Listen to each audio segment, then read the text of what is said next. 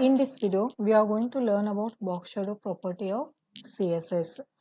First, we will understand what is box shadow. Box shadow is a property which is used to apply shadow for a specific element. By default, value of a box shadow will be none, means it won't apply any shadow for any elements. Box shadow can be applied in a different ways. That both ways I have written here.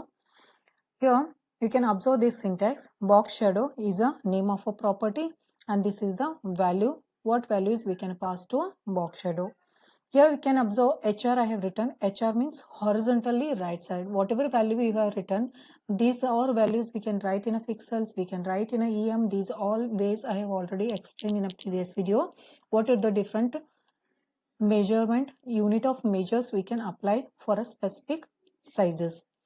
Horizontal right it will move and vertically below, and next value will be blur. You can write in a different unit here. And next value will be spread and we can write the name of a color. What are the different ways to apply colors in a CSS properties that already I have explained in a previous video. If you don't know in what different ways we can apply colors for a specific element in CSS, that you can watch that video. And one more thing, horizontal right and vertical right, these all are the two main values we can use. And next, blur, spread and color, these all are three values which are the optional values of box shadow property. Next example you can watch here. Box shadow 10 pixel I have written for horizontal right side and 10 pixel I am moving that shadow vertically below, and 8 pixel I have applied blur. Next one 5 pixel I have applied for spread, means 5 pixel it will spread the shadow. Next one color I have written in a hexadecimal. You can use the name of the color or else you can apply RGB property way. RGB also you can use, any different ways we can use here. Next one box shadow, we can observe here minus HL I have written. If you have written that value preceding with a minus, then that value, that shadow will be moved horizontally left side. Then if next value will be minus, then that shadow will be moved vertically above. Next one value will be blur and then spread and then color.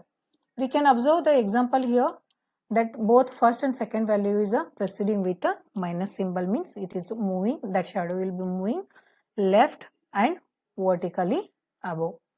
Next one value will be 8 pixel I have taken. These all blur and spread and color, these all three values will be optional.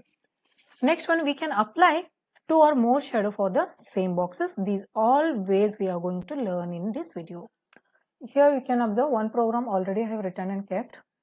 In this program I am displaying 3 division tags on a web page, and for all these 3 division tags I am creating separate ID names for all the division tags. And here you can observe inside the style tag, internal style I have used here. All 3 division tags I am declaring a specific styles. For all these 3 division tags I am going to apply different box shadow properties. So now I have run this program. Here you can observe the output of the program. Here 3 box shadows are already displayed, means division tags are displaying on a web page. Here in this, on this all 3 boxes or else division tags, we are going to apply different shadows. First I am going to make changes in a division 1. So here I am going to add this box shadow property, box shadow. So already we have understood what different values we can apply for a box shadow. 10 pixel, first one will be horizontal. If it is a positive, horizontally right side, and next value will be horizontally below, it will move.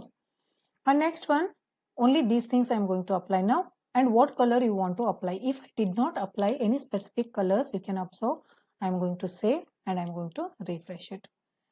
I did not apply any colors, only 10 pixel below and 10 pixel right side it is moving.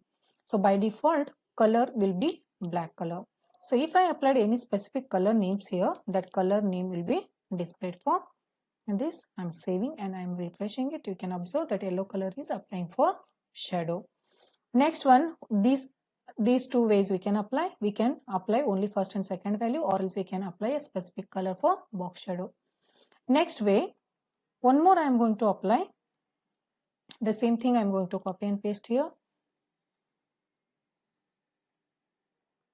Next one, color I have applied. Third value already we have understood. Third value will be blur here. So color I am going to change. If color dark I will give, then you can make out the difference. So first blur I am giving. So 5 pixel blur I am giving, and I am taking color as a red. I am going to save this program. For second, we can observe if I did not declare any blur value here, that shadow will be dark like this. So if I declare blur, we can make out the difference. That shadow looks blur here. Next value will be spread. So how much percent you want to spread that shadow, that we are going to take here. I'm going to take 10 pixel. If I took more values, then you can make out the difference. So 10 pixel I have written here. So I'm going to refresh it. You can observe that shadow is spreading here, spreading the shadow here. Next one, so same thing I'm going to copy and paste. Okay, and here first, if that first and second value is a minus, so then what happened? The same shadow will be displayed above. You can observe this shadow I have taken below and this shadow I have taken above. So both shadows we can include for a specific. Now this is the one shadow above and left side I am moving. So we can apply 2 or more shadow for a specific shadow or specific element here. Comma I am using, and then the same shadow I am going to copy and paste here. Shadow, same values I am going to copy and paste. So what happened? Top, bottom, left and right side, all side that shadow will be applied. I hope you all might have understood what is box shadow and what are the different ways to apply the shadow for a particular element. Thanks for watching my video, and if you have any doubts, you can comment in a comment box. Definitely I will try to resolve your doubts. Thanks for watching my video.